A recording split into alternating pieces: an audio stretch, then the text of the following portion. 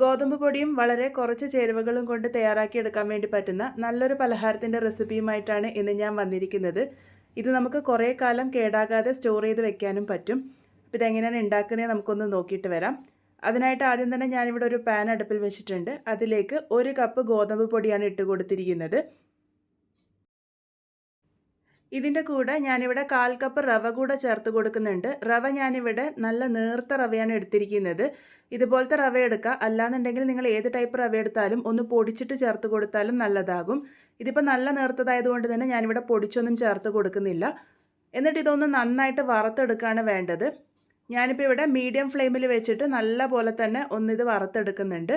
ഒരു 10 മിനിറ്റ് നേരത്തേക്ക് നമുക്കിത് നന്നായിട്ട് തന്നെ വറുത്തെടുക്കാം. ആ ഒരു സമയമാകുമ്പോഴേക്കും ഇതിൻ്റെ കളറൊക്കെ ഒന്ന് ചെറുതായിട്ട് മാറി വന്ന് നല്ലൊരു മണവും വരും. നമ്മളിവിടെ റവ ചേർത്ത് കൊടുത്തിരിക്കുന്നത് ഗോതമ്പ് പൊടിയാകുമ്പോൾ ഒട്ടും തന്നെ തരിയില്ലാണ്ടിരിക്കും. ഇതൊരല്പം തരിയോടുകൂടി കിട്ടാൻ വേണ്ടിയിട്ടാണ് റവ ചേർത്ത് കൊടുത്തിരിക്കുന്നത്. ഇപ്പോൾ ദാ 10 മിനിറ്റ് നേരത്തേക്ക് മീഡിയം ടു ലോ ഫ്ലെയിമിൽ വെച്ചിട്ട് ഞാനിവിടെ നല്ല പോലെ തന്നെ ഇതൊന്ന് വറുത്തെടുത്തിട്ടുണ്ട്. ഇതിൻ്റെ കളറൊക്കെ ഒരല്പം മാറി വന്ന് നല്ലൊരു മണം വന്നിട്ടുണ്ട്.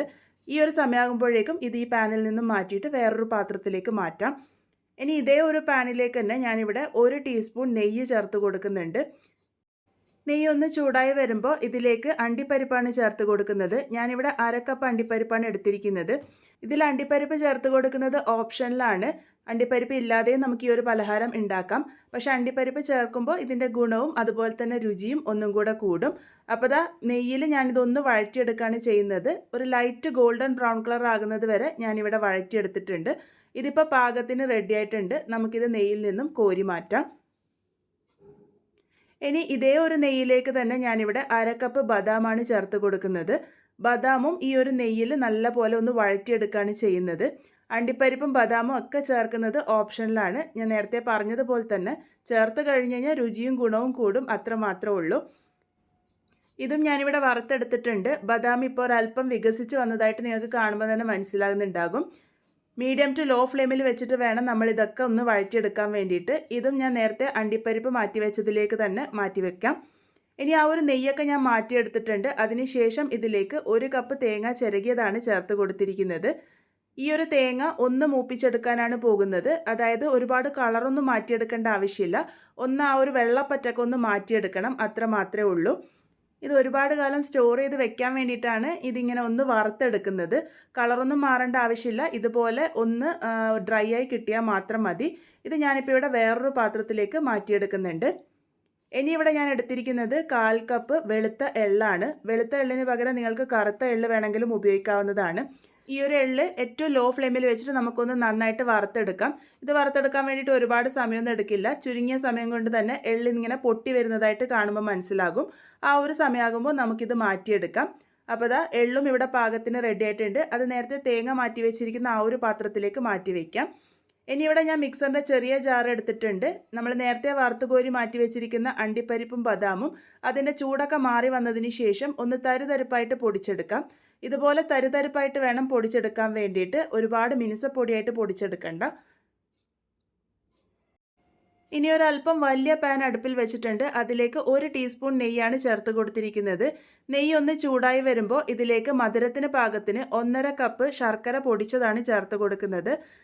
ഇതിലേക്ക് 1/2 കപ്പ് വെള്ളം കൂടെ ചേർത്ത് കൊടുക്കാം. എന്നിട്ട് ശർക്കര പാനിയാക്കി എടുക്കാനാണ് പോകുന്നത്. ഈ ഒരു ചേർത്ത് കൊടുത്തിരിക്കുന്ന ശർക്കര നിങ്ങൾക്ക് മധുരത്തിന് പാകത്തിന് ചേർത്ത് കൊടുത്താൽ മതി. ഇത് ഒരല്പം മധുരത്തിലാണ് ഞാനിപ്പോൾ ഇവിടെ തയ്യാറാക്കിയെടുക്കുന്നത്. അതുകൊണ്ടാണ് 1/2 കപ്പ് ചേർത്ത് കൊടുത്തിരിക്കുന്നത്. പക്ഷേ ശർക്കരയുടെ അളവ് അവനവൻ്റെ ഇഷ്ടാനുസരണം കൂട്ടും കുറക്കും ഒക്കെ ചെയ്യാവുന്നതാണ്. ശർക്കര പാനി ഇതുപോലെ ഒന്ന് തിളച്ച് ആ ഒരു ചേർത്ത് കൊടുത്തിരിക്കുന്ന ശർക്കരയൊക്കെ ഒന്ന് അലിഞ്ഞ് ചേർന്നാൽ മാത്രം മതി. ഇതിപ്പോൾ പാകത്തിന് റെഡി ആയിട്ടുണ്ട്. നൂൽപ്പരുവൊന്നും ആക്കേണ്ട ആവശ്യമില്ല. ഇനി ഇതിലേക്ക് നമ്മൾ നേരത്തെ വറുത്ത് മാറ്റി വെച്ചിരിക്കുന്ന തേങ്ങയും എള്ളുമാണ് ചേർത്ത് കൊടുത്തിരിക്കുന്നത്. അതുകൂടെ ചേർത്ത് കൊടുത്ത് ഒരു 30 സെക്കൻഡ് നേരത്തേക്ക് ഈ ഒരു ശർക്കര പാനിയിൽ ഒന്ന് നല്ല പോലെ തന്നെ വഴറ്റിയെടുക്കാം. ഞാനിവിടെ ശർക്കര പാനി തയ്യാറാക്കിയതിന് ശേഷം അരിച്ചൊന്നും എടുത്തിട്ടില്ല. അതിൽ തരിയും മണലൊന്നും ഇല്ലാന്ന് ഉറപ്പുള്ളതുകൊണ്ടാണ് അങ്ങനെ ചെയ്തിരിക്കുന്നത്. അല്ലാന്നുണ്ടെങ്കിൽ ഒന്ന് അരിച്ചതിന് ശേഷം ചെയ്തെടുത്താൽ മതി. ഇപ്പോൾ ദാ ഏകദേശം ഒരു 30-45 സെക്കൻഡ് നേരത്തേക്ക് ഞാനിവിടെ നല്ല പോലെ വഴറ്റിയെടുത്തിട്ടുണ്ട്. അതിനുശേഷം ഇതിലേക്ക് ഗോതമ്പ് പൊടിയും റവയുടെയും ആ ഒരു കൂട്ടാണ് ചേർത്ത് കൊടുക്കുന്നത്. അതും കൂടെ ചേർത്ത് കൊടുത്തതിന് ശേഷം ഏറ്റവും ലോ ഫ്ലെയിമിൽ വെച്ചിട്ട് ഇത് നല്ല പോലെ തന്നെ ഒന്ന് മിക്സ് ചെയ്തെടുക്കാം. കുറച്ച് സമയം കഴിയുമ്പോഴേക്കും തന്നെ ഇത് കട്ടി കട്ടിയായിട്ട് വരും. ഇത് ഒരുപാട് സമയമൊന്നും എടുക്കില്ല റെഡിയാക്കി എടുക്കാൻ വേണ്ടിയിട്ട്. അതുകൊണ്ട് ഏറ്റവും ലോ ഫ്ലെയിമിൽ വെച്ചിട്ട് ചെയ്തെടുത്താൽ മതി. അപ്പോൾ ഇതിപ്പോൾ നന്നായിട്ട് തന്നെ ഞാനിവിടെ ഒന്ന് മിക്സ് ചെയ്തെടുത്തിട്ടുണ്ട്. ഇതുപോലെ മിക്സ് ചെയ്തെടുത്തതിന് ശേഷം നമുക്ക് നേരത്തെ വറുത്ത് മാറ്റി പൊടിച്ചെടുത്തിരിക്കുന്ന ആ ഒരു അണ്ടിപ്പരിപ്പും ബദാമും കൂടെ ചേർത്ത് കൊടുക്കാം. മുഴുവനായിട്ടും തന്നെ ചേർത്ത് കൊടുത്തിട്ടുണ്ട്. ഇനി എല്ലാം കൂടെ നന്നായിട്ട് ഒന്ന് മിക്സ് ചെയ്തെടുക്കുകയാണ് വേണ്ടത്.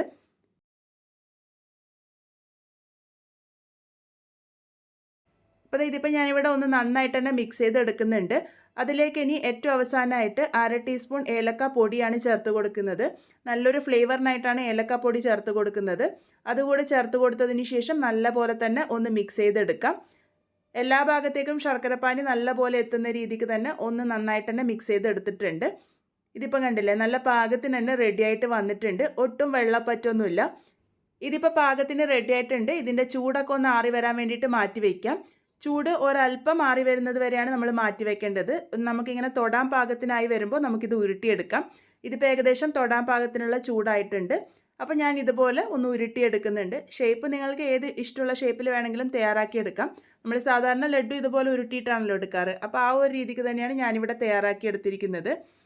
ഇതേപോലെ തന്നെ നമുക്ക് ബാക്കിയുള്ളതൊക്കെ തയ്യാറാക്കിയെടുക്കാം. അപ്പോൾ വളരെ ടേസ്റ്റി ആയിട്ടുള്ള, വളരെ ഹെൽത്തി ആയിട്ടുള്ള, ചുരുങ്ങിയ സമയം കൊണ്ട് തയ്യാറാക്കിയെടുക്കാൻ വേണ്ടി പറ്റുന്ന നമ്മളുടെ ലഡ്ഡു ഇവിടെ റെഡി ആയിട്ടുണ്ട്. ഗോതമ്പ് പൊടിയും ശർക്കരയും കുറച്ച് അണ്ടിപ്പരിപ്പും ബദാമും ഉണ്ടെങ്കിൽ നമുക്കിത് വളരെ സിമ്പിളായിട്ട് തയ്യാറാക്കിയെടുക്കാൻ വേണ്ടി പറ്റും.